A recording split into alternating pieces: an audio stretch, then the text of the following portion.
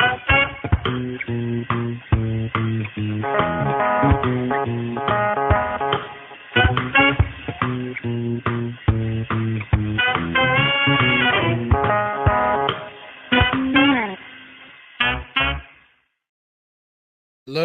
beautiful people. I love that new intro video. Thanks again to Justin Jarrett of Lowco Sports and Lowco Media.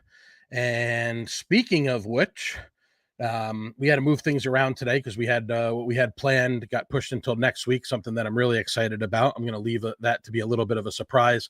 I got some really good ones coming up this week. We had a great one yesterday with my friend Selma Davis from New Leaf Produce, which was a lot of fun.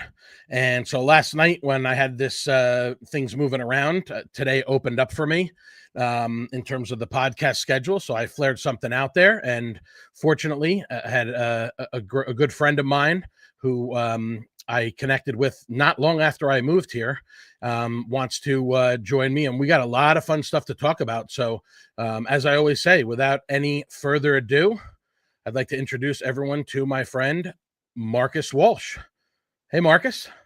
What's up, Nick? Thanks for having me. How you doing, buddy? I'm doing great, man. I'm doing even better now that you're here with me. So for those of you who are part of my audience, which is a bunch of foodie fanatics, Marcus Walsh is with WHHI Television.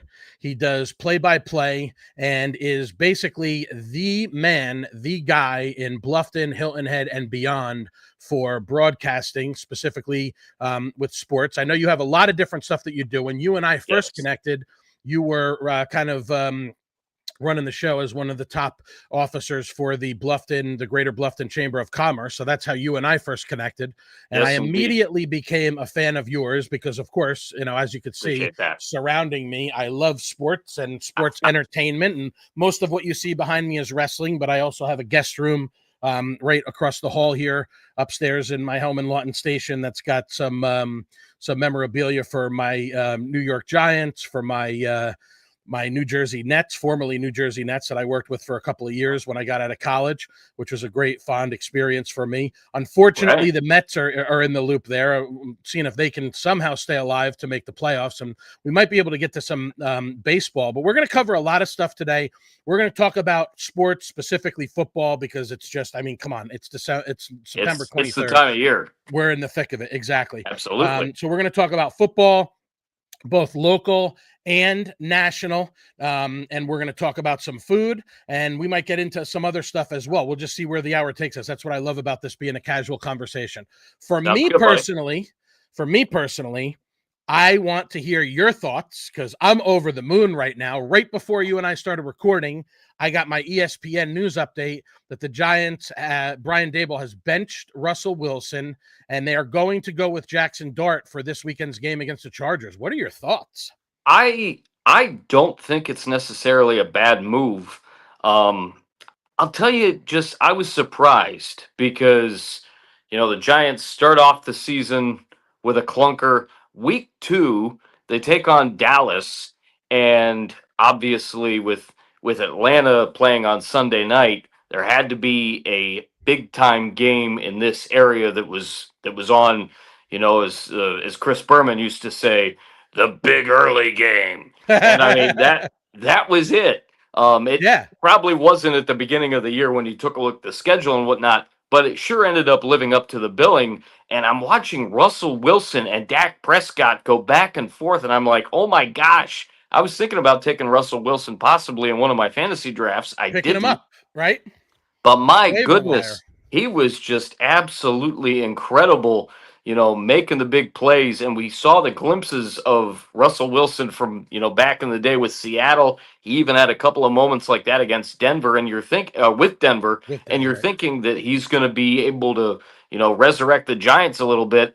And then to go back to my boomer impression, he just really struggled a little bit there yesterday, or rather on Sunday night against Kansas City in the 22-9 loss. So with the fact that Dart had the career that he had at Ole Miss, you know, you got somebody there that throw him out there, see what happens. I think you'll agree with me certainly on this, Nick, that the New York Giants may be able to compete for some type of relevancy in the NFC East division, but I don't think they're going to beat Washington, and I don't think they're going to beat Philadelphia. Dallas is, kind of up and down and has some question marks.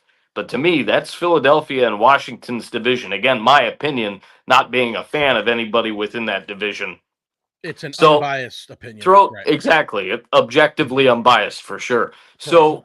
So throw him out there and see what he can do. And you're taking on a Chargers team that, kind of like your Giants, is in the midst of a division that has some talent at the top and is kind of there in the middle. I mean, the Los Angeles Chargers have been trying to get over the hump and defeat Kansas City in terms of the end of the season heading into the playoffs. Now, they had a great showing against Kansas City in Brazil week 1, but they still need to do it a couple of more times to really get that monkey off their back. So this is not a bad time for this, and just see what you can do. And the worst thing that you can do, which I don't think at this point, because the Giants aren't planning, I don't think on really going anywhere in terms of the playoffs, is you start him for a couple of weeks, and if it doesn't work, you go back to Russell Wilson.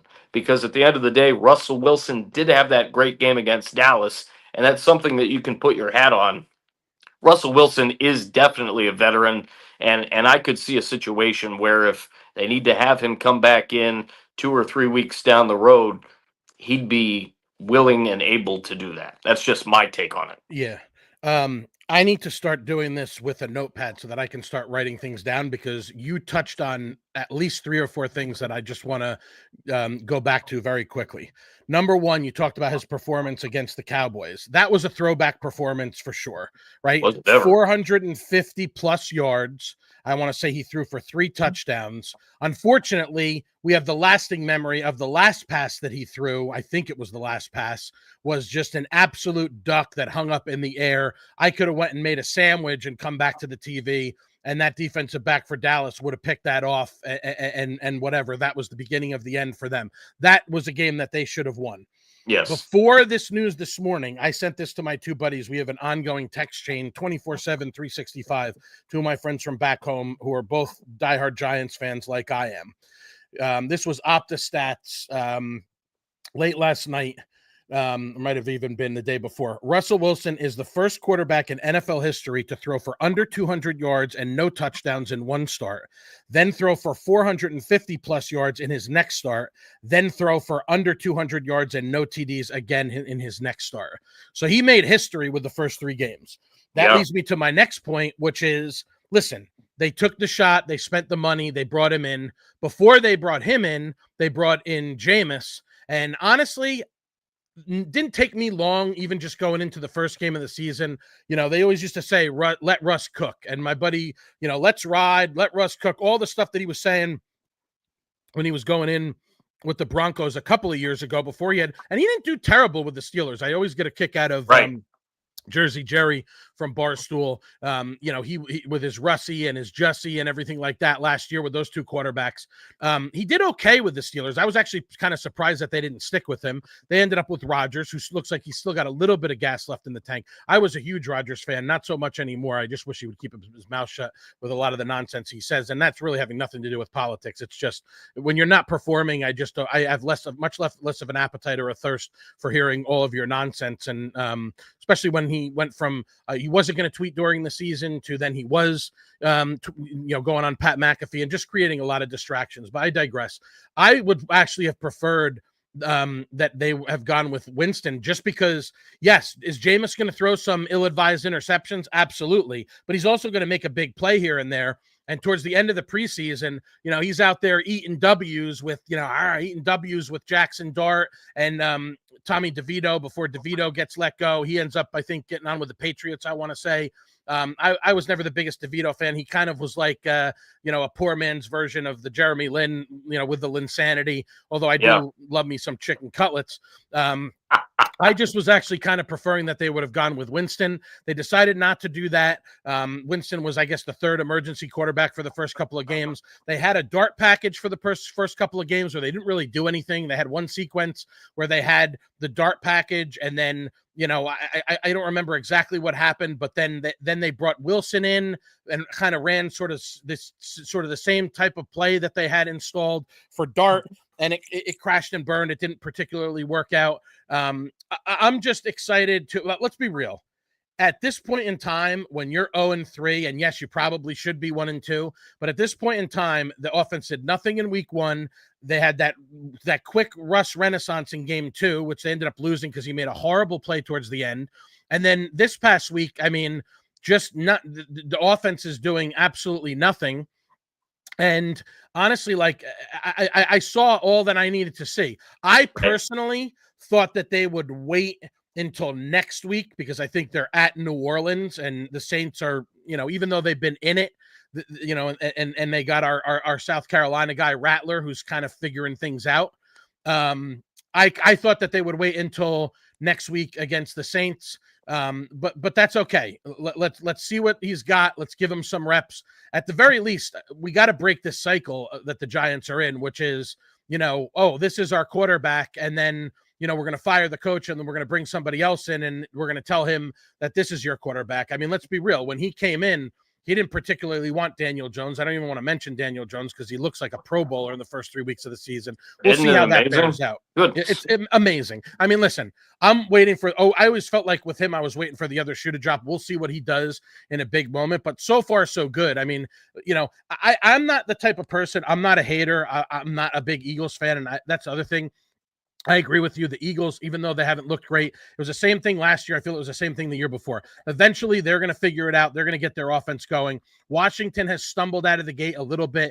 I think they were smart to sit Jaden this past weekend with the injury. So yeah, I agree with you. The Giants aren't really looking to compete for the division. If they're lucky and they can go on a run and they can kind of catch lightning in a bottle with Dart, you're going to see some growing pains from a rookie. But the fact of the matter is, I think you might as well just give it a shot. I mean, you rolled the dice. You took a quarterback as a high pick. And again, at this point in time, Daboll's on the hot seat as it is. You might as well see what the kid can bring to the table and take it from there, right? That's exactly right. I wanted to verify, and yes, you guys are at New Orleans next week. You're exactly right. I mean, it's the other part that I mentioned earlier, and you certainly agree, is that it's so early in this season. We're talking 18 games.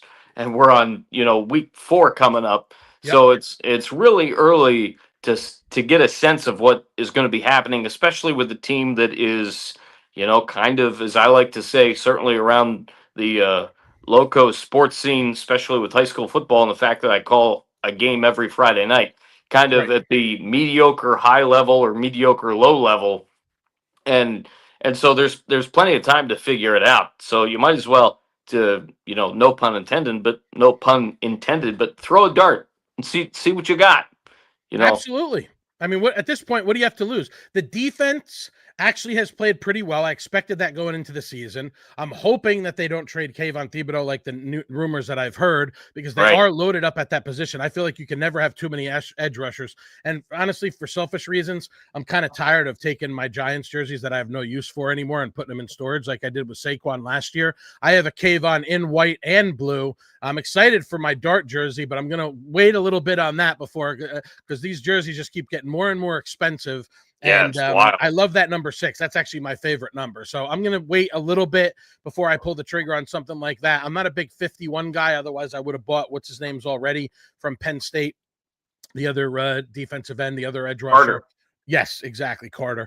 Carter. I'm gonna Abdul Carter, right? I'm gonna hold off on that.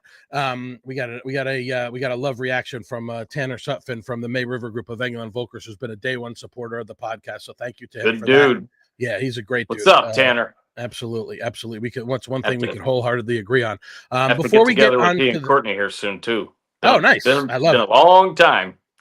They're the best. I got to see her several weeks ago, and it's always brightens my day when I get to see her. We share an affinity for Dave Portnoy's dog, Miss Peaches. So actually, I bought a case of Miss Peaches a year or two ago, and actually a pair of Crocs. And I posted a picture of the box, and she's like, "Oh my God, I love that box!" So I gave it to her as a gift, and she put it in a matted frame or whatever, and she's got it somewhere hanging up in their house, that beautiful home that they have sitting right there on the May River. I can't get enough of their sunset shots from the hot tub, or even just hanging out that back there by the dock. Before we move on to the local football of it all, that was a hell of a game last night in Baltimore, huh? It sure was, and I had I had Henry and a couple of guys. I had Detroit's defense. I had Derrick Henry, and then also had Jahmyr Gibbs going. So I was locked and loaded as soon as I got home Right. last night, about 8:40, 8:45-ish. Actually, I had the game on as I was talking to Justin Jarrett and Wes Kerr on Lowco last night. I saw that. And Yeah. it was just, back and forth. And my broadcast partner, Daniel Court, who does the football games with me, had that pick for the Super Bowl. He may be onto something, again, with it being earlier on in the year. Anything can happen. I took Detroit to get to the Super Bowl this year. I've got them going up against Houston, which is a little bit of a wild card, if you will. But Detroit and Baltimore both, not so much in terms of wins, obviously, but in terms of the talent that they have, the rosters that they have, they're tremendous. And, Detroit's certainly come back from just the shocking loss they had against Green Bay, who, oh, by the way, lost to Cleveland. So there's just so many variables here earlier on in the year. It definitely correlates really well, as we see in the college game also, but especially with what I cover, pretty much on the daily, and that's high school football. Early season, you can see a whole bunch of different things. It's not about how you start. It's about how you play in November, December, and in January in terms of the NFL. And in terms of high school, it'll be, towards the middle of October into November, and then early December when the state playoffs go on. The NFL, they always say the season doesn't really start until after Thanksgiving, I feel like. Yeah, and that's when really the teams start to kind of separate themselves once you get into December. I want to talk about real quick the fantasy impact of it all. I was texting my friends on Sunday. I'm like, I hate effing fantasy football. And this was before well before last night's game. Going into this season, you mentioned the Texans. I had one decision to make in my keeper league. I'm in a keeper league. I'm in a dynasty league that's rooted with some of my friends from back home, who are, a couple of whom are down in the Orlando, Florida area now. They kind of won a year or two ahead of me, and then one a year or two after me, decided to migrate down like a lot of people have done, pre and post COVID. And I certainly don't have any regrets about that. But the regret that I do have going into this season was the one decision that I had to make in the keeper league, which was, am I going to go with CJ Stroud, who obviously was the definition of a sophomore slump, or I could have gone with Justin Herbert? And I got too caught up in, I overthought it. I said, Stroud's younger. I'm not running a real organization here. It's fantasy freaking football. I go, he's younger. Hopefully he'll have a comeback year this year. Herbert's got, Harbaugh as his coach. Harbaugh likes, smash mouth football. He likes to run the ball. Obviously, not great news for them that they just lost Najee Harris for the season. Yeah, That's how about definitely it? going to hurt the running game.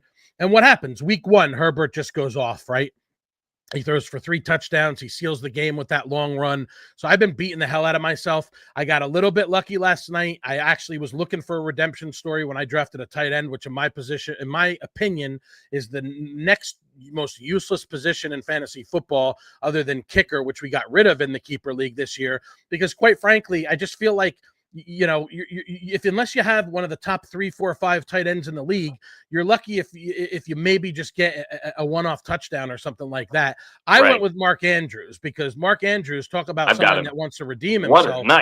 What a night he had last night. Man. So I got the win. I got off the schneid. I'm at 1-2 in the keeper league. Unfortunately, I lost in the dynasty, so I'm at 1-2 in both leagues. But like you said, it's a long season, and there's a lot left in store to see if I can turn it around. But what I like about a situation like that is, obviously it was a long off season for Mark Andrews to drop that ball, to lose that playoff game, and to see what he did last night, albeit in a losing effort. I mean, Detroit, I agree with you. I mean, that was heartbreaking. Was it this past year when they lost to the 49ers when they were up, and was it Campbell? Was it the year before, or was it this past year? I think it was this past year. Like it was when they had the Niners and they kept going for. I think it was actually 2 playoffs ago. You might, yeah, I think last year they took on Philadelphia. you know what? You're right. Memory You're serves. right. 2000, yeah, Lions 2025 playoffs. I think it was 23 that they took. Oh, you know what? You know what? It was So. they got blown out by the Commanders. That was that Oh, Washington right. Commanders blowout. That's right. So, On the Saturday night. which is That's right. usually the case when you have someone in that team, and that's kind of what my point was. It took a little way for me to get there, but my point was what you saw last year was kind of what you usually see when you are in the precipice and you're knocking on the door and you try to come back and recreate that the next year. Sometimes it's just not going to happen. I can't remember which podcast I was listening to in the last day or two where they were talking about another team, and it was basically like, sometimes you try to get back there, whether it's I think it was Big Cat actually this morning on the Wake Up Barstool. He was talking about Baltimore and actually also Buffalo. Sooner than later, you keep knocking on that door, that door is going to close. And that's what happened with the Lions 2 years ago. I've been a fan of Dan Campbell. I mean, he played for the Giants for a brief period of time. I know he was on the Cowboys as well. I love the whole MCDC. When they did the Hard Knocks with them a couple of years ago, and they had the No Leaf Clover from Metallica, in that they do such a great job producing that. He's a very easy guy to root for, and he loves his players. And that's another thing that they brought up. If you watch that interview where he stood up in front of his team, it was in the locker room, and he stood up in front of his team and just tearing up, saying how much he loves you guys, and all he does is think about you guys all the time, and so on and so forth. It's an easy team to root for. I also enjoyed my buddy Walter Venrick from the Smokehouse posted an emoji with the handwriting and the piece of paper and screenshots from all 3 of the major pregame programs that was literally flush from left to right on all 3 programs, picking the Ravens to win last night. So I just wrote back receipts. And he liked that, and I really enjoyed that. So yeah, that was a great game. I don't usually stay up till the end of these things on Sunday and Monday nights because usually I run out of gas, and usually if it's the Giants like the week before, I've kind of seen enough by halftime of them. Kansas City that's just ugly, at least from an offensive standpoint. So all right, let's segue to and I'm gonna pass the baton to you here because I don't have any kids. I don't particularly follow the high school sports. I played football. I was on and off playing football in high school. I actually got a varsity letter in lacrosse. That's a story for another day. But I greatly admire the passion that you and my neighbor and friend Justin have over here for the local sports scene. You guys do an incredible job. Justin, more from I guess you could call it a reporting standpoint, and you obviously from a broadcasting standpoint. You guys come together and you do the podcast together, which gives a little bit of the both feel. And who's the third man in that show that I saw? Well, we've got Wes Kerr that is, Justin's truly right hand man. They started it together. Wes was a Hilton Head High grad, went to Davidson, wanted to get into broadcasting, born and raised, I believe, in Hilton Head. So Hilton Head, Lowco, born and bred. And he is, as we all are to a certain extent, he is definitely the stat wizard of that little group. You got to have a stat for guy. Sure. Absolutely.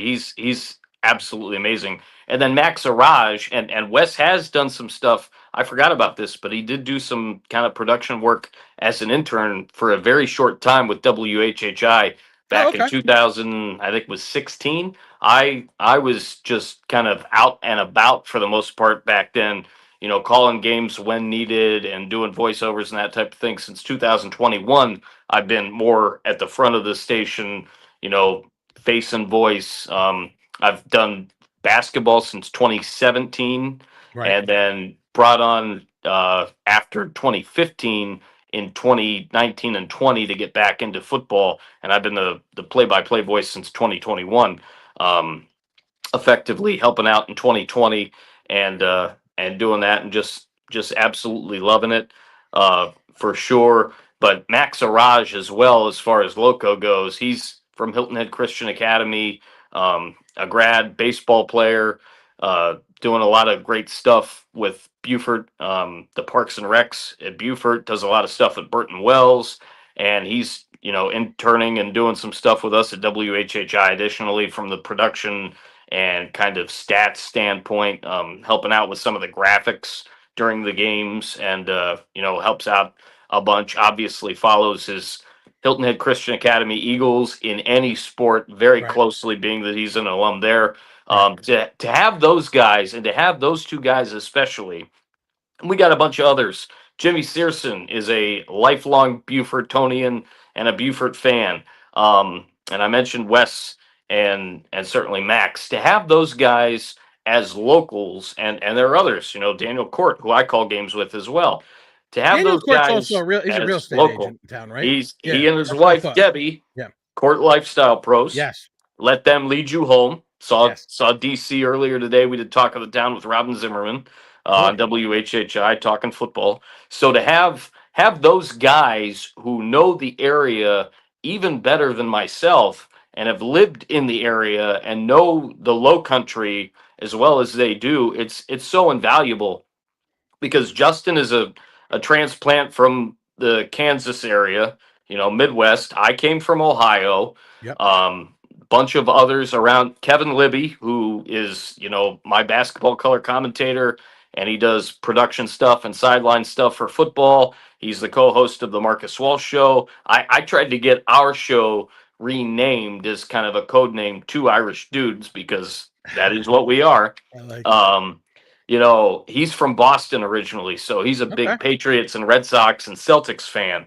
And then I'm for the most part Ohio through and through, with some sprinkling of some other teams as well. So Right. to have that low country perspective that you get from a Daniel Court, a Wes Kerr, a Max Araj, a Jimmy Searson, it really helps. And others certainly, it helps to fully explain the story and add color to the picture of what makes the low country great. And we've talked a lot about it throughout the course of this football season as well, because the games that we've seen have been competitive to, I don't even want to say to an extent. Right. They've been competitive in that the kids are trying their best and they're working hard and whatnot. But you take a look at the scores, and the scores tell another story. Really. It's getting beyond the scores, whether it's 8-0, last week 48-0, and then two Wow. weeks ago 59-18. Oh my We goodness. we saw Whale Branch Ridgeland the first week. We saw Hilton Head Hardyville the second week,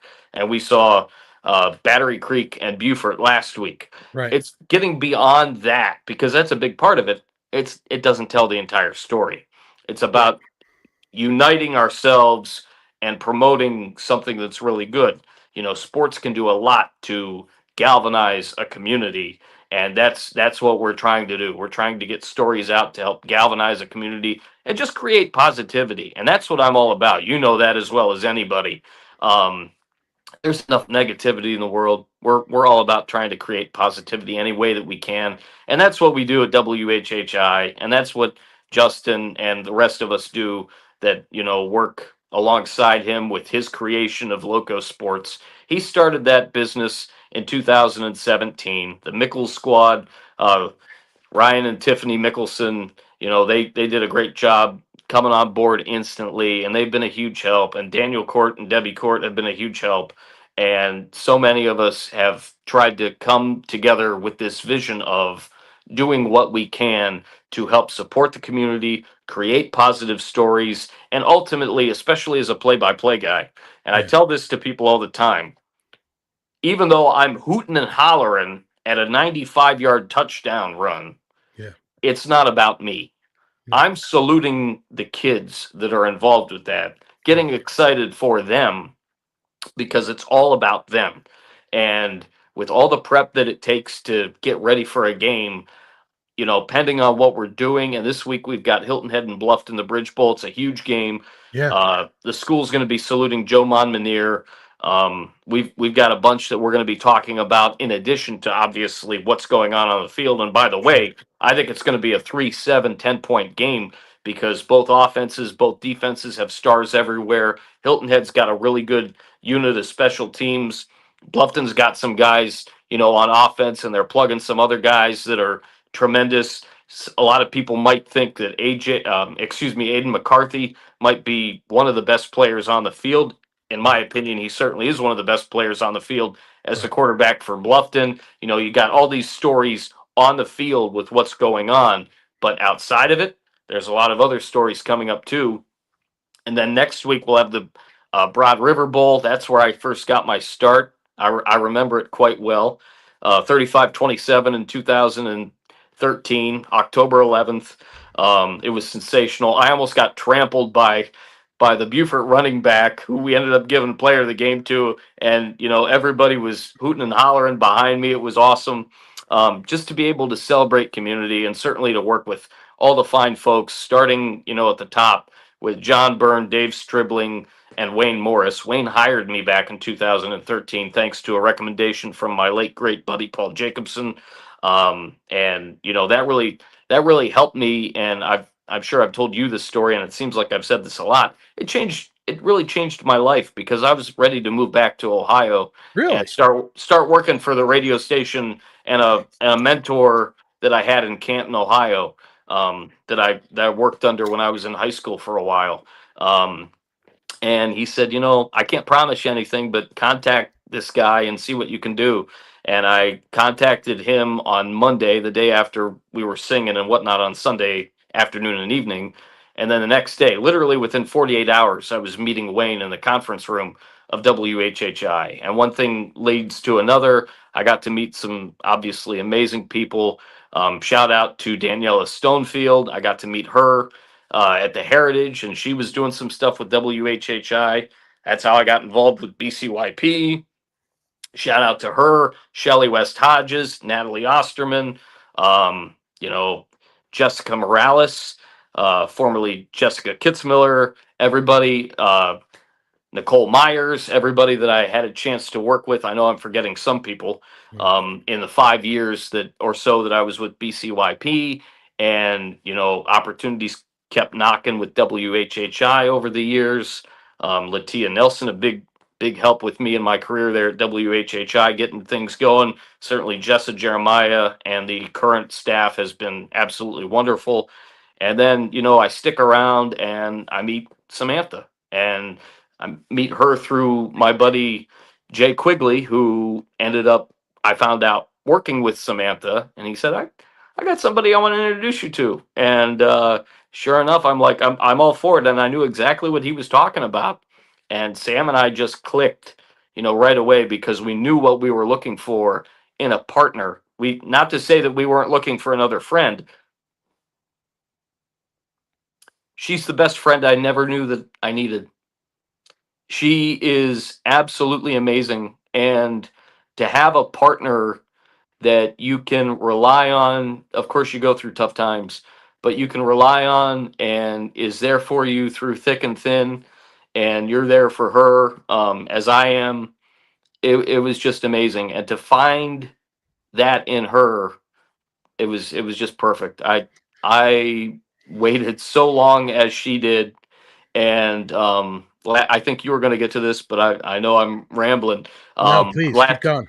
Last week, as a lot of people know, and it's going to be out to even more audience here soon. Last week, at a church function, we're getting her involved at St. Gregory the Great, to get us ready for future stuff. I was talking about some homilies and sermons I had heard at the church in the many years that I've been there, and a couple that really got to me, from a standpoint of love and faith and devotion. And I actually talked to a deacon the day before that I see every Sunday at 9 o'clock. And I said, Deacon, I've got an idea. I said, I want to propose to Sam at the end of class tomorrow. And his face just lit up. I said, is there a way we can do this? And he said, absolutely. And so I did. And so we've been engaged now for, I guess, 7.5 days, and really enjoying the ride. It's been great, and all of it fits, all of it connects with the fact that my mom and dad and I decided to move to this area. And I've lived in Bluffton, I've lived in Hilton Head. I'm back on the Bluffton side of the bridge. Kevin Libby's my neighbor.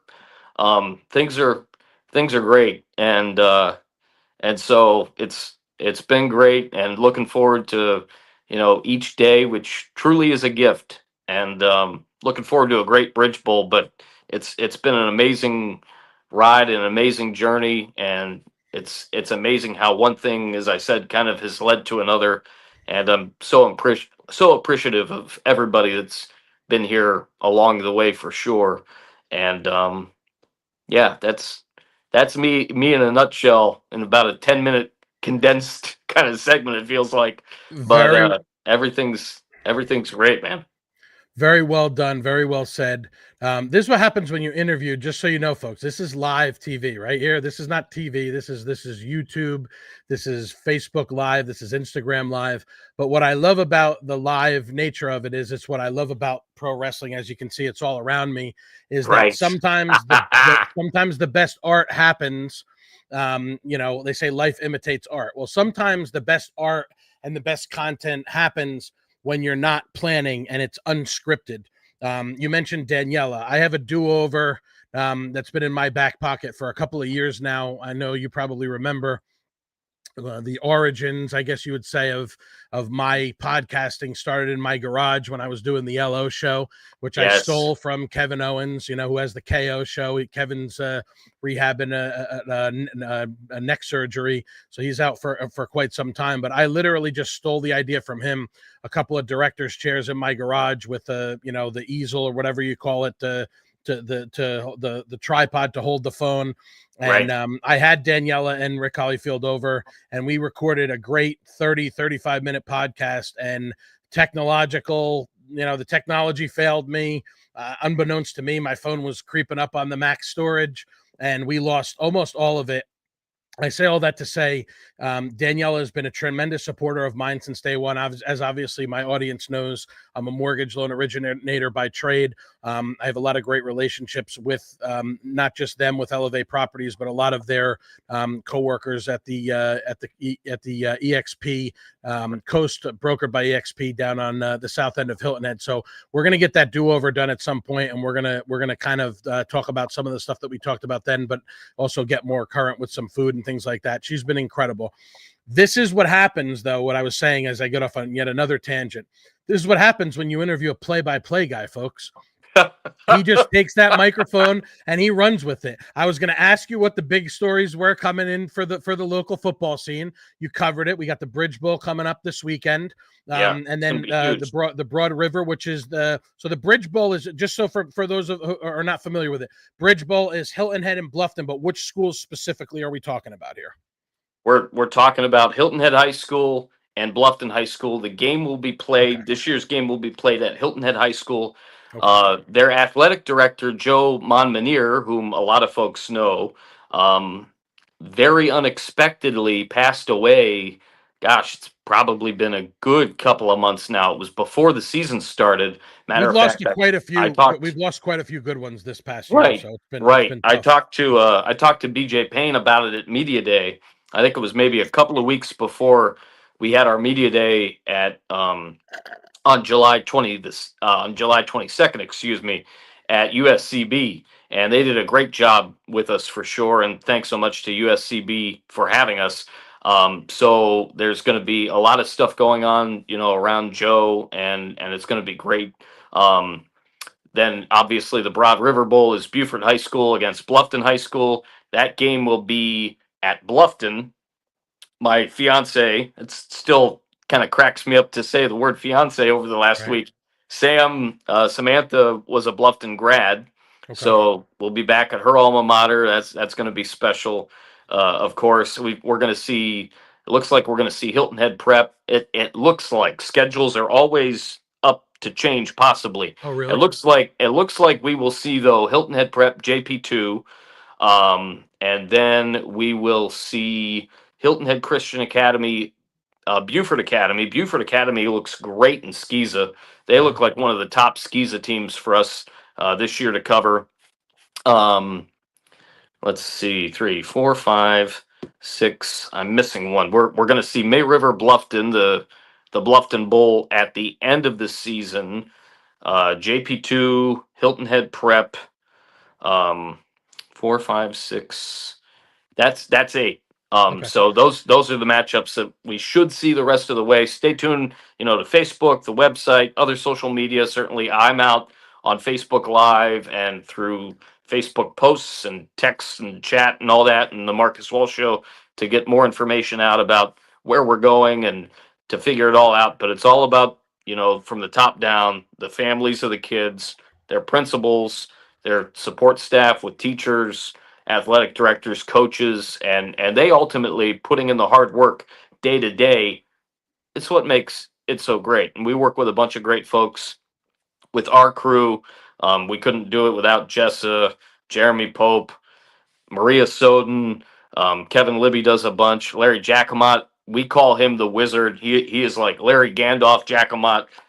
He's absolutely tremendous, giving us stats and information, and we go back and forth, he and I, a little bit, but it all comes from the same purpose, certainly, of getting the best material out there and finding the best way to do that within the parameters of working with the schools. The schools have been great for the most part.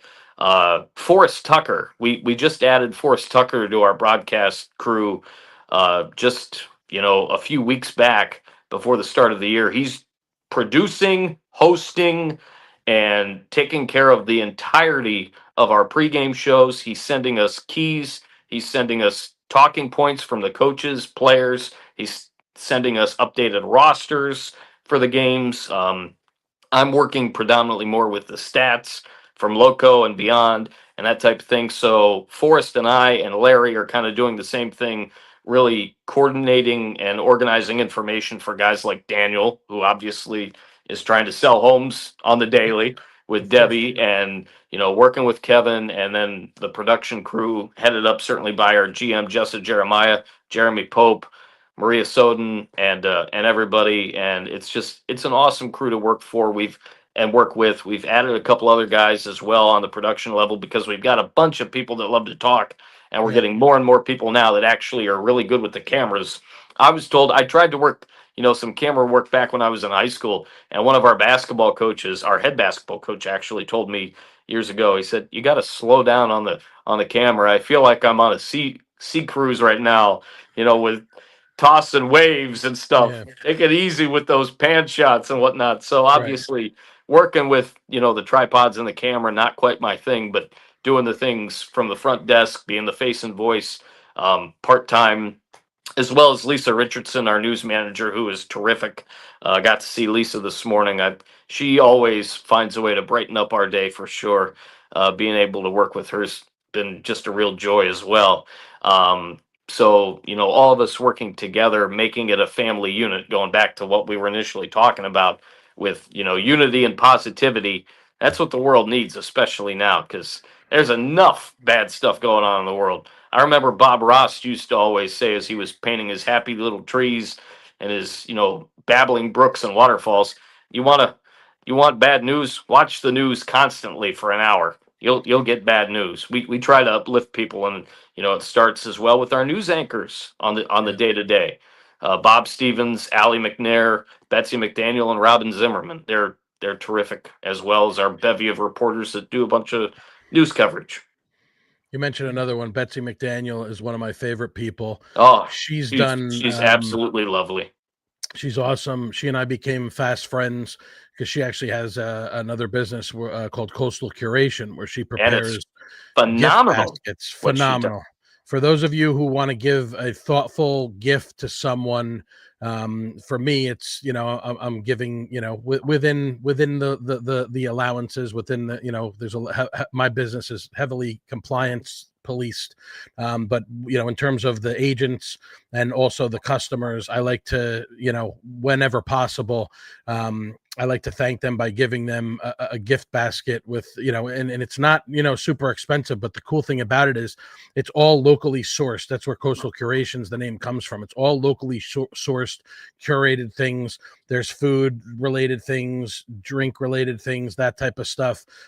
She does an incredible job. She's been a supporter of my endeavor since day one, because this kind of originally started where we were going to be doing a television show, and that didn't work out for a couple of different different reasons, but Jessica Sarrett was incredible. And I still, you never know where the road's going to take you, but Right. I think that everybody over at WHHI is incredible. It's great. It's important to work for a team. Before we move on from the high school thing, I just had a question about that. I Oh, go ahead. actually, you mentioned Jessica Surrett. Yeah. I completely forgot about our three-headed all-star team of salespeople. Oh, yeah. Jessica Surrett is our general sales manager, and then account executives Susan Green and Brooks Maxwell. And we just hired Brooks in. Jessa did. I shouldn't say we, but she did a couple of weeks ago, and I've gotten a chance to work with Brooks pretty heavily there at the station because I'm there during football season and basketball season. I'm there probably 3 to 4 days a week, and that's Right. before going in and getting ready to call a game. I'm working, 16 to the numbers always vary, but probably like 16 to 24 hours a week before I get to the venue where I'm Right. calling a game, and I'm there for 6, 7, 8, 9 hours a day. Yeah. So there's a lot to it, but when you love what you do, you don't work a day in your life, and the love and passion drives me and all of us to keep producing tremendous content. Absolutely, and that's where I feel. I always tell people this hour or so, give or take hour, that I do, not every day, but several times a week, is it's the most comfortable, and it's the best that I feel all week long. Not that, I mean, listen, I enjoy helping people achieve the dream of home ownership, and with the mortgage business, and to save money with refinances as the rates seem to be trending downwards. Hopefully there'll be some more people that'll be able to help with that stuff. But at the end of the day, like you said, if you're enjoying it, it doesn't feel like work. But being part of a great team definitely helps with that. Before Right. we move on to just one other thing that I want to say, but before I say that, I was wondering, so there's a lot of these rivalries, you said, like Bluffton High School and Beaufort, and then you got the bridge one between Bluffton High School and Hilton Head. Where does the May River High School fit? I know you said that the Bluffton Bowl is May River versus Bluffton. Is there a rivalry as well between, like, does May River play Hilton Head and Bluffton as well, or no? They do. Okay, it's just The not as much of a rivalry. 6 4. Well, it's getting there. Certainly, Okay. 6 4A is composed of, and I'm not going to go through every team. Yeah. Certainly, but it's composed primarily in this area of, I guess you could say, the big four: Bluffton, Beaufort, Hilton Head, May River. Got it. Um, and they all are, rivals in a sense. Right. I'll go back to the origins of when I started at WHHI calling football, because it'll Mm. make a lot more sense for you and your audience. Right. Mike Covert created and sponsored the High School Football Bowl Series presented by Covert Air. And we've had numerous sponsors along the way. Currently, Summit Services, Heating and Air, Electrical and Pools, they are our presenting sponsor, excuse me. Kevin Thompson is tremendous at Summit Services. Thanks so much to him.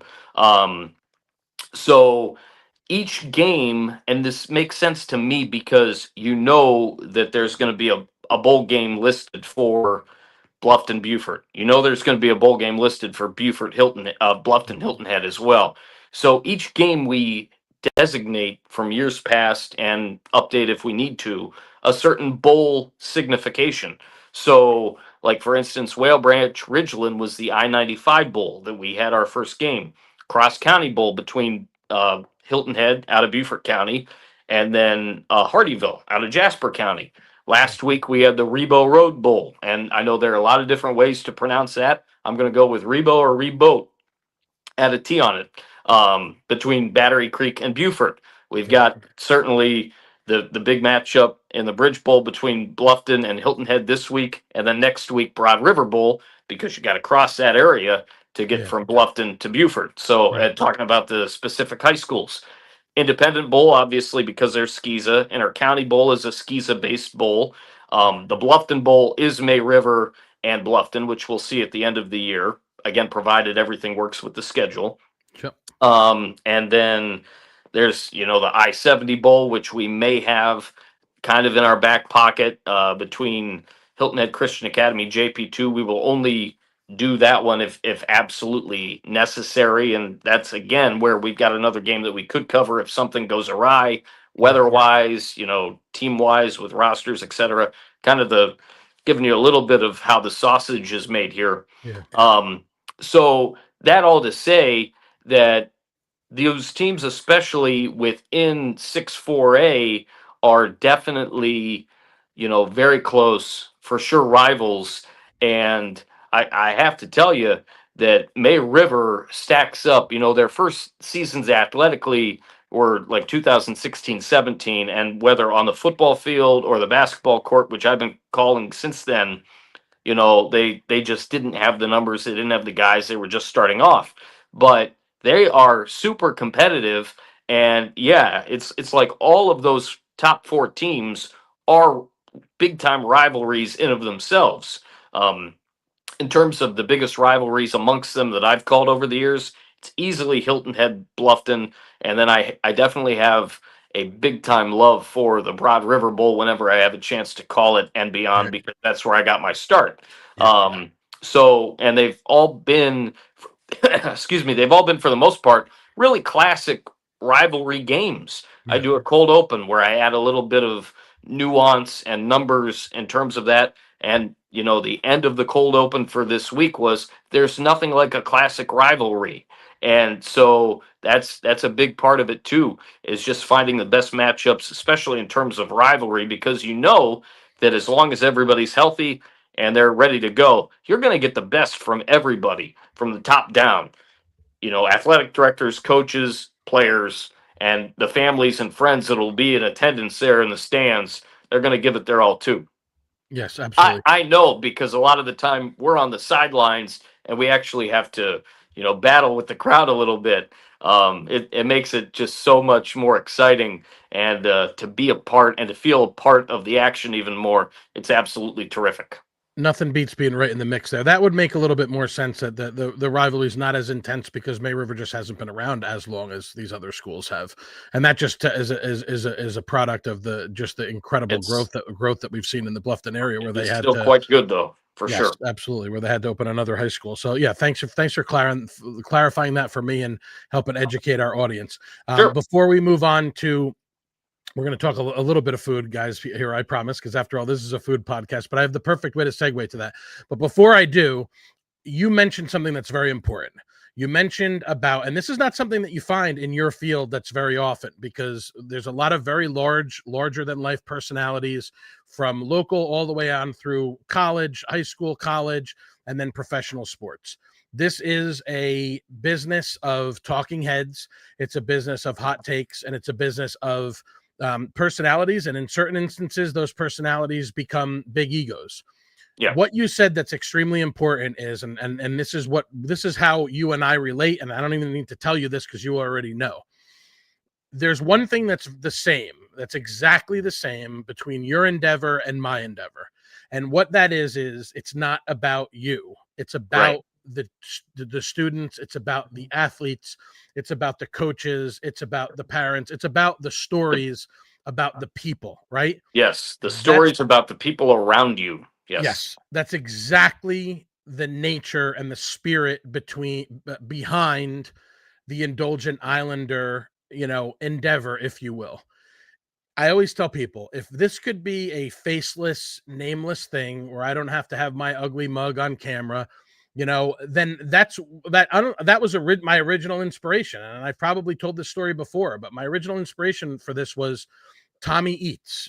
Tommy Colin Eats was a guy up in New Jersey that wrote for a local newspaper. This is when Facebook started becoming kind of a thing, in the early, well, for me at least, with this type of media, in the early to mid 2010s, I guess you would say, is when I started to sort of pay attention, to his stuff. And then he left the area in 1819. I knew he was moving down to the Carolinas. I didn't even know what his name was.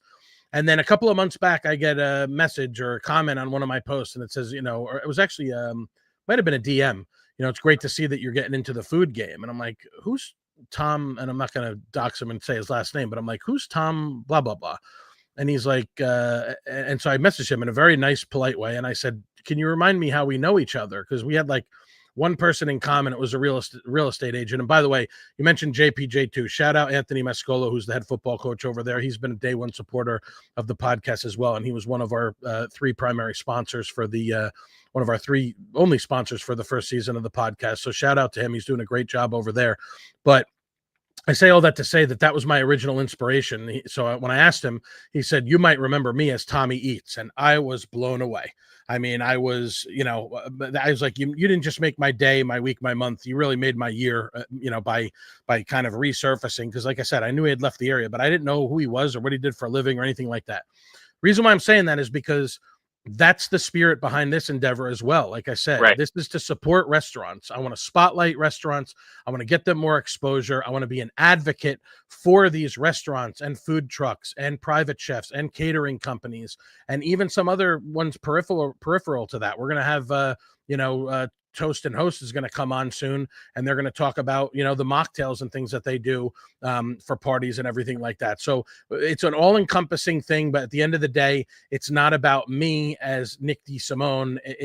The Indulgent Islander is about the people that I have been developing relationships with since before I moved here, 4.5, it'll be 5 years in April, from when I was coming down here on vacation. And this is where I want to talk about what you were talking about before, which is, and you were getting slightly emotional when you were talking about it.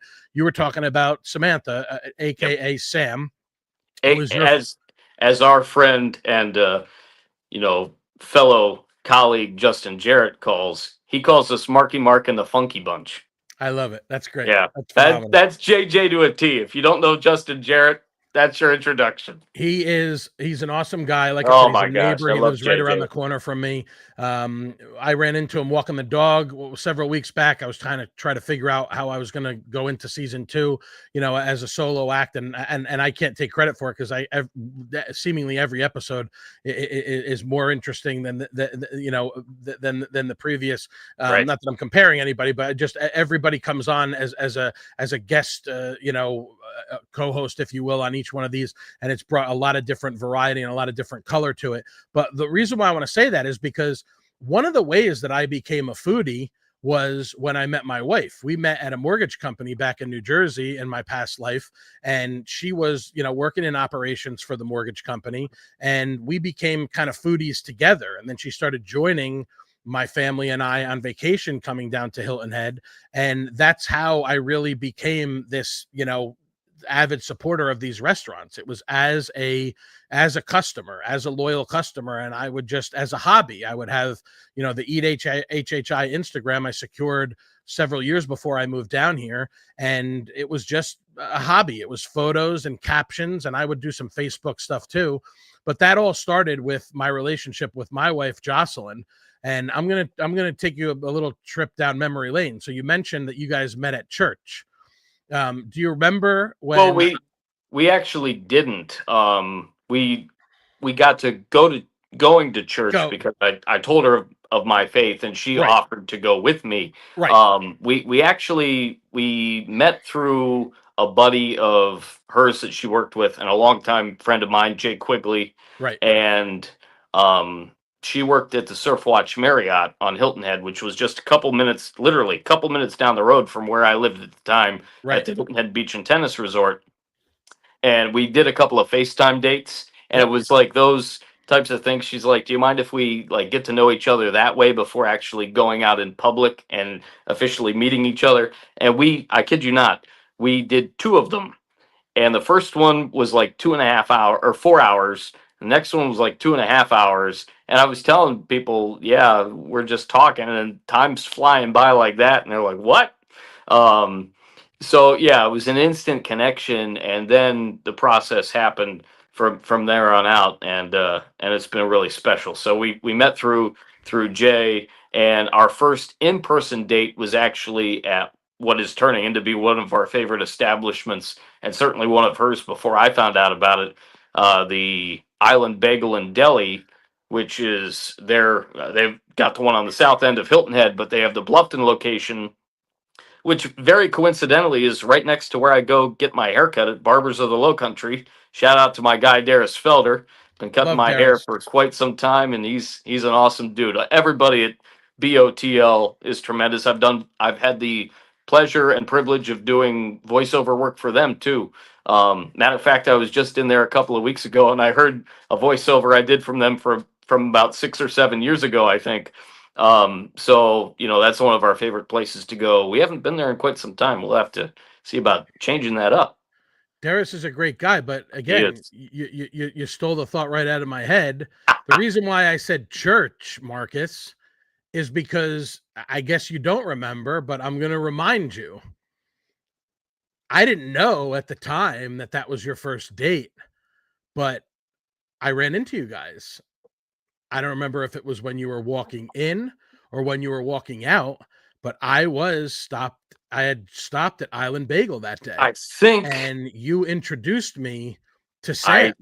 I I You see where said, you're going with that because I had gone to mass. I think she was doing yes. stuff around the house, that type of thing. She started going with me after that point, Okay. certainly. Um, First time that I actually took her to St. Gregory the Great was on St. Patrick's Day that year. And then I Okay. took her to meet my mom and dad. Right. But yeah, I think we were walking out. Yeah. We had finished up, our 2.5 hours of just sitting and talking and Yeah. eating bagels and whatnot. And then we walked out and we ran into you and I introduced you to Samantha. Yes. And yeah, that's where it started there. You're Pretty right. crazy, right? Well, I know. that's how we tie things all together. I couldn't wait to bring that up. I know I was all excited about the Jackson Dart news to open things up, but the first thing that I wanted to do in the beginning was to congratulate you, because I Thank you, remember bud. that day fondly when you and I ran into each other, and you introduced me to Sam, and then Sam and I connected on Facebook, and basically kind of had an immediate connection through our shared affinity for our furry feline friends. I guess you could put it that way. She's a Indeed. cat person. I never was until I met my wife, and I immediately became a cat person. So I have my rescue German Shepherd Juno, and now I have her little sidekick Ronan, who is a Tasmanian devil. I mean, he's the sweetest thing. He He is curls up next cute. to me. He curls up next to me in bed at night, and like a little lava rock. And then I'm waiting and waiting for him to crawl into his little bed that we have kind of like, positioned up at the top of the bed. He's got his little cylindrical kind of pillowy bed. So he kind of snuggles with me for a little bit, and then he climbs into there so that I can roll over and get some sleep at some point. But I say all that to say, our respective relationships. My wife and I have been married for, oh my goodness, 13. Our anniversary is coming up actually this coming 50 weekend. So days. yeah, about 13 years, which is Wow. mind blowing to me. And we were, Congratulations. yeah, thank you, I It's appreciate it. awesome. But we really, where our relationship grew was, before we moved in together, which was maybe about a year or so after we started dating. And then, we got engaged a couple of years after that. Our relationship really grew through our shared love of food. Our date night was, going out and meeting at a restaurant. And then, it would be, she's going to cook dinner for Valentine's Day and I'm going to cook dinner for this and that. So we really became foodies together. So we've gone over an hour here. I don't want to go too much longer because I know you got things that you got to do, and as do I. But before we let everybody go, let's just get into a little bit of food. So, you and I know you follow, the Indulgent Islander pages, and you definitely give, some feedback and things like that. So let's just talk about, I know you guys love Island Bagel. I'm a fan of Island Bagel as well. I'm also a big fan of Nosh. Shout out to them for winning an award. And I'm not going to waste time looking it up, but they won an award this past week, which I'm very happy about. It become very good friends with the Penchanskis, who are the owners of Nosh. And there's going to be some interesting news coming from them soon that I can't wait to share with everybody. But what kind of stuff, like what are some of your, other than Island Bagel, what are some of your shared favorite spots that you guys have been enjoying? And, what are some things maybe that you've eaten recently that you'd like to spotlight in the course of your travels or you and Sam's travels? I tell you, I've got, my favorites all over the place. She is a huge fan of chicken. She loves like grilled chicken wraps and that type of thing. Even, like chicken tenders. She's Yep. a big fan of those too. So she'll go to get chicken tenders just about anywhere that you have them.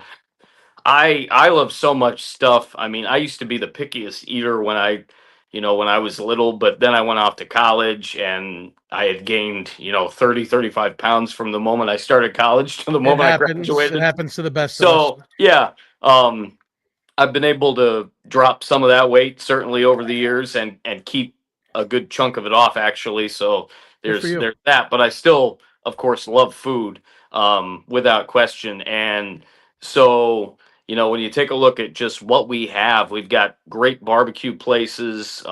Jim and Nick's is outstanding. It's one of our favorites. One Hot Mamas, both on Bluffton and on Hilton Head, Mm. terrific. Even Coconut Sports Bar, I obviously ate there for years and still do. They've got great pizza, just general great bar food. Some of the great chicken wraps that I was talking about that Sam always gets, whether fried or grilled chicken. Tell you a place that I've been eating a lot of because they cater for us for WHHI Football Fridays is Fat Babies on the south end of Hilton Head. They do terrific stuff. I've had the sausage guy before. Lately, I've been getting the hot dog platter, which is terrific. I've had their wings. I've had their pizza. It's terrific stuff. Um, so many other great places, and then there are a couple that we've tried in Savannah. And then on Hilton Head, she's got family in Bluffton, Margaritaville, Savannah, and Hilton Head. Her dad and stepmom live on Hilton Head, so we've gone to Tin and Tallow a few times. And I even mentioned this, I posted it and I mentioned it to you. That Korean fried chicken sandwich from Tin and Tallow is freaking off the chain, man. That thing is Spectacular. so good. Crispy, juicy fried chicken, just crunchy enough. And that if you like a little bit of a kick to go with sweetness, try that Korean barbecue sauce that they've got. It is outstanding. Their fries are fresh, and they're fresh cut. Nothing like a fresh cut French fry, in my opinion. You can keep your wedges and other stuff. I'll go for a fresh cut fry all the time. Um, so those are just a few things. The thing that I like too is a lot of spots in this area because of the environment that we're in, relaxing, beachy celebrations. There are places that do a lot of breakfast for dinner, and that's great too, or breakfast all day, and that's awesome too. Really, we've got a ton of riches of places that are great. Obviously, Carrabba's, and then it changed to Lucky Beach, and we ate there, a few times, and now they've got That's Nala's Beach now. Which Nala's. yes, Nala's Beach is what it's called now. I was about ready to say Natalia. I'm like, that's not it. Nala's Beach is what it is now. We were going to go there recently, but couldn't make it. So we're going to have to check that back out on the island. But so many great places and great things to have in all aspects of, excuse me, all aspects of food. I go back to Savannah real quick. I can't remember the name of the restaurant, but a few months ago, I think it has been now, time's flying. We got together with Sam's sister, brother-in-law. We were with her dad and stepmom as well. So we all went to an Irish tavern, Irish pub in Savannah, and I got the best corned beef and cabbage that I have ever had. And I mean, mind you, this was like in summer, but you go to an Irish restaurant, you're getting corned beef and cabbage and a Guinness, and really enjoyed the heck out of that. I was never much of a corned beef and cabbage fan growing up, but since college, I got turned on to it, and it's great stuff. So there's that. There's some great German places. I mentioned, all the Italian. Obviously, this is a great place with great fresh local seafood, yeah, fresh caught, which is great. I can eat gumbo. I've never had like dual bowls of gumbo, but I tell you right now, I am a gumbo junkie. I love the crazy crab. Outside of being in New Orleans, the crazy crab's got the best gumbo I've ever had. And I did go to New Orleans back in 2016. Um, Jambalaya, all of it. There's a bounty worth of tasty treats wherever you go. And you don't really have to look far because there are so many great establishments with so many great folks. Pascal, I'm not sure of his last name, and I believe a handful of years ago he passed away. May he rest in peace. He owned a restaurant at Moss Creek. I couldn't think of the name of it for a long time. Then I can, and now I can't at the moment. Um, Savory Cafe and Provisions in Moss Creek. He owned that place, and we actually had a BCYP event there years ago, and some of the best buffalo fried chicken livers I've ever had in my life. Mama G's in Moss Creek, which is no longer their pizza, outstanding. I just was at Moss Creek recently, or actually, we went to New York City Pizza. Even New York City Pizza at the Belfair area by Kroger, they've got great pizza. Um, so there's just so many places that you can go to and take a look and see what you're in the mood for. A lot of times it's a discussion, and I'm sure you and Jocelyn are the same way.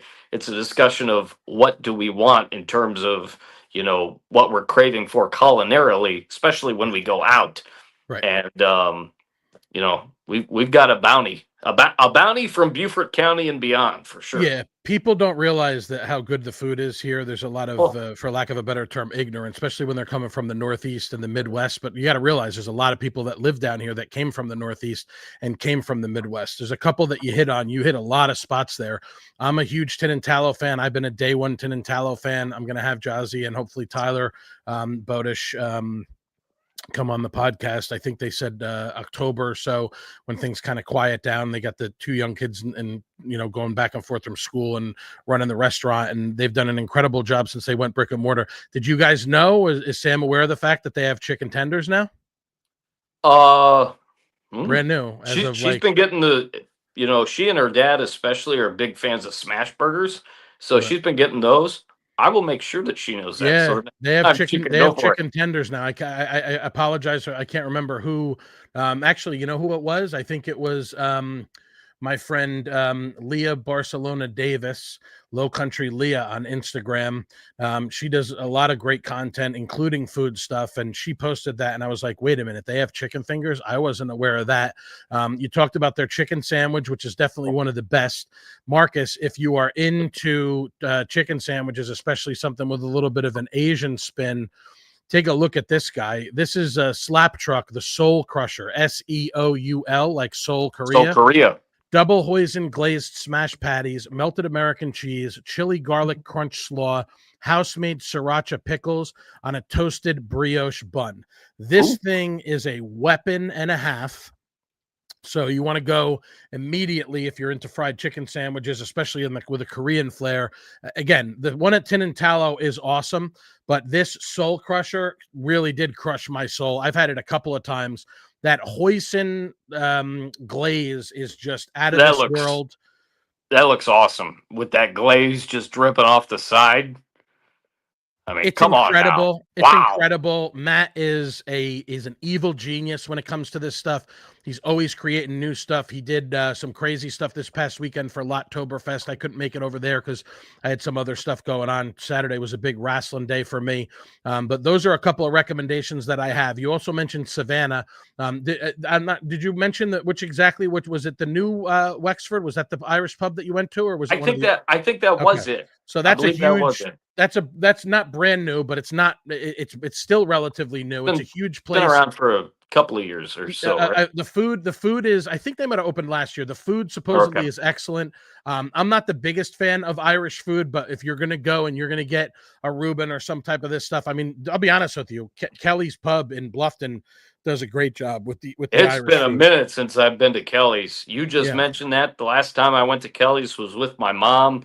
Goodness, it's been years. Gonna have to take Sam to Kelly's for sure. You got my stomach growling over. I mean, you don't leave hungry from there. I like to go with the open face roast beef that's got gravy and mushrooms poured all over it. Oh, there you go. The fried mushrooms, the onion rings, the jalapeno poppers, absolutely incredible. I had some great stuff too for the early games this past Sunday. My new friend Mike Rischel, the owner of Holy Tequila, has got some really interesting stuff going on there for the games. Smokehouse does a great job for the football games. I've also heard you mentioned One Hot Mamas. They have this garage now, I guess, at the South End location where there's supposedly a good place to watch games.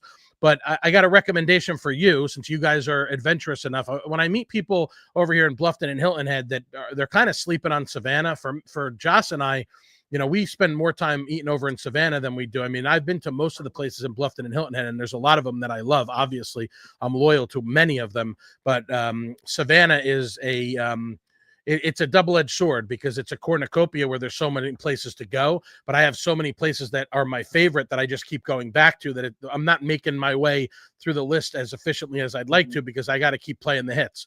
One of the ones that I highly recommend to you guys, especially if Sam is into chicken, I would say probably the best fried chicken in all of Savannah. You want to try Brochu's Family Tradition. We were just there. That's the place that I was thinking of.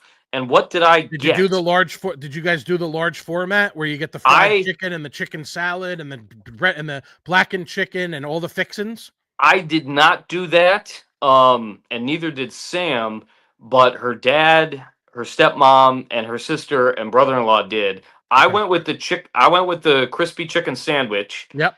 And then Sam, I think, got chicken as well. I think we were literally just there, and I couldn't think of the name of it. We were literally just there, and we've been there before. I think their menu changed from the first time we went there to the second time. Yeah, it changes. But it was just a couple of weeks ago, and it was outstanding. And then I got for dessert, I got the trail mix pie. Oh yeah. Oh my gracious, dude! That was like a cornucopia of festive chocolate decadence. That thing was outstanding. Another place, talking about chicken, I haven't been to in years. One of the first places that I went to attempting to find work actually was Savannah, and I was looking to work, send off my resume and whatnot for the Sand Gnats, with my background and whatnot. So we spent the day, my mom, dad, and I, in Savannah, and we went to, at the time, Sweet Potatoes Endearing Food. I found out about this on Man vs. Food Nation with Adam Richman, and found out about their sweet peach glazed barbecued chicken, which is not barbecue at all, but it's a jammy sweet peach sauce on top of chicken. Got it with corn bake, and they say that they've got the best banana pudding in the world. I went with the peach cobbler and a beverage of choice. It was outstanding. Haven't been there in years. Where was this again, Marcus? It at the time was Sweet Potatoes Endearing Food. I think it's on like East Victory Drive. Gotcha. Really close to the stadium. I've heard that's really good. There's another place in Savannah that the name is not ringing a bell, but they're really good for karaoke, barbecue, and hot dogs is what they're really known for. And I want to try that at some point too. But Savannah is an area that's got a lot of really good eats. So if you're willing to travel about an hour or so to get some good grub, go into Savannah. If you're going for the from the island, yeah, it's going to be closer to an hour. For me, I can get to most places in Savannah, in 30, 35 minutes top, sometimes 20 to 25, depending on the traffic patterns. I think the place you might have mentioned for the karaoke was that Crave Hot Dogs and Barbecue on Indian Street? That's it. Crave. Okay. I would love to try that at some point soon. And before we let everybody go, I mentioned it, and I got to do it justice. Look at that. That's the large format chicken platter that you get at Brochu's. So you have the biscuits, you have the fried chicken, you have the blackened or grilled, whatever you want to call it. You have the chicken salad, you have gravy, you have ranch, you have whatever, this is probably some sort of butter for the biscuits. And I think there was honey butter that was served. And then you have the dirty rice, cinnamon butter. The dirty rice in the middle that also has the chicken. I am beyond pumped to go to Brochu's this weekend for our anniversary dinner. I think our awesome. my brother and sister-in-law, I think, gave us a gift card a while back. I just love Starland. I said it when I did this podcast at the Eastern Wharf at Pilot and Park with Rebecca Kahn, it's her birthday today. Happy birthday, Rebecca. I had a podcast that I recorded on location that Joe Keith recorded and produced. He's another one that I didn't mention. Joe Keith is great. I misspoke. Early. Joe Keith is awesome. This was actually Dalton Rice, who just opened a photo shop over there. But Joe's spectacular. Joe was the first on-site podcast that I did at Grooby's New York Deli on Hilton Head, and it was spectacular. That's been one of the best responses that I've gotten. Shout out to Scott Gruber and Steve Gruber and Brian. Their family brought us in to do this, and Joe really knocked it out of the park. We're going to be coming back there soon to do a breakfast one. They just announced that they're carrying caviar now. It's one of the things that Scott is involved in. He handles all the marketing for the restaurant. So, shout out to those guys. Joe did an incredible job on it. He's going to be doing, I got a couple really talented guys that I've been able to align with that handle the video stuff. I got another one that's helping me. I'll introduce everybody to him when I check out the Your Pie grand opening out in Beaufort this weekend, which is my friends Meredith and Jim Bannon from the Bannon Law Group with their partners are opening up a Your Pie chain over there in Beaufort. So I'm going to be there for the grand opening for that. But yeah, Joe does incredible work. Dalton recorded this podcast at Pilot and Park with Rebecca and her team. And I said, if I'm not over in Starland, then usually I'm hanging out somewhere over in the Eastern Wharf over there by the Thompson Hotel. I love Fleeting Restaurant in the bottom floor of the Thompson. You guys should check that out. They do a lot of great pop-ups and residencies and stuff over there. I did one last week that was really incredible. That was Filipino inspired. Great value for what you get for the price. And there's a lot of really great spots over there. Common Thread's another one of our favorites. That's part of the Farm family of restaurants. I could go on and on and on about food in Savannah. But you and I have spent quite a bit of time here today. Yes, I don't want to take up too much more of your time. I just have one thing that you mentioned Joe Keith, and I have to brag on Joe a little bit for just a second. Sure. The first, when he got hired by Jessa, or actually it was before Jessa rejoined us. It was Wayne Morris and Latia Nelson that hired him in at WHHI. His first on location shoot was with me. We were covering a golf tournament at Congaree and in Ridgeland, and I tell you what, he was all of, I want to say like 21, 22-ish at the time. I've got the picture. He looks completely different and certainly has learned a lot over the years, but he was tremendous in that first shoot that we did. I see him every Friday. I take this as the highest compliment that he just mics me up with a lavalier before I go on the air because he's up top shooting top camera majority of the time, and he just wants to hear the broadcast. So he can do that with what he's got on with the headset and stuff with me mic'd up, which is, just a really sweet gesture of him, the fact that he wants to hear what Daniel and I are talking about and hear us broadcast the game. And Joe is just such a great guy. He's been so integral to what we do at WHHI all these last several years. And we actually saw him at Kroger Sam and I coincidentally a few weeks ago, just doing our shopping in the middle of the week. And there's Joe, and he's been so great to everybody, Sam and myself included, and a one-of-a-kind guy. And he's going to just keep on doing great things, I have no doubt. Love you, JK. 1,000%. I'm glad to have connected with him. He's a great dude. We're just scratching the surface in terms of what we've been able to do for the on location stuff, which, I mean, listen, when it's a food podcast, it's great to bring up photos of the food like I did a couple times here with you, but it's even better when we're tasting the food and we're getting to enjoy some of it. I just did another one that'll be out in the next week or two with Visually Chopped with RJ Torres over here, and we did a spotlight. Actually, I did the fried chicken sandwich at Calhoun, which I took a bite of at Calhoun Street Tavern. That's actually waiting downstairs with those double fried potatoes. It's 2:37 p.m. And as you were talking about all that incredible food from Bluffton and Hilton Head and over into Savannah and everything, I hope the mic didn't pick it up because my stomach was literally growling. So I'm gonna go downstairs and I'm gonna reheat this fried chicken sandwich that I got from Calhoun Street Tavern yesterday. Try the chicken and waffles too, folks. Oh, I've had it. Phenomenal. I agree with you. Wow. They're not doing brunch anymore, but I think that's still on the menu for lunch and dinner. Chicken and waffles. I had a really good chicken and waffles, honestly, over here at Flatbread Grill and Bar in Bluffton when I sampled their brunch menu a couple of weeks ago. It was the first weekend of the football games, and they had one healthy slab of fried chicken on top of their waffle and like a sort of like a syrup with like a chili pepper mixed into it, like a homemade syrup that was really nice, that packed a little bit of a punch, and had some really good wings and even some blue crab claws, which is not something that you're going to find around here. But so yeah, I'm absolutely starving, even though we covered a little bit of food during this conversation, which was mostly sports centric and everything like that. But this has been an absolute blast. Awesome, I don't buddy. want to spoil the news, but this was kind of a surprise that came about today. But what you and I have talked about is very soon I'm going to be joining you on your podcast.